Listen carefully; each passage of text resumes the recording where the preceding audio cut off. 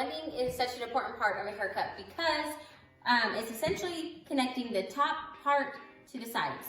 We want to make sure it's as seamless as possible. So there's two different ways to blend. You can use your scissors and your comb or your clippers and your comb. So I'll show you both ways. The first way, your comb and your scissors. So you can see how I've already cut the sides and I've already cut the top. Now I just want to make this transition super seamless. So you can use your scissors, take little parts with your comb, and there's the side of the hair and there's the top. If you can see that part, that is the top. So I want to connect those two lines. So I take a little cut right there, move back just a little bit, and I connect that line with that line. Now, this is not my favorite way to blend because if you can see, there's still this little line that you're going to have right there.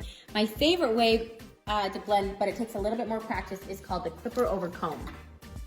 So I take your comb and your clipper without a guard, turn the clippers on, and then you'll use your comb. So as soon as I bring my comb up and this hair comes out, I'll use my clippers and slide them across and cut all of that hair.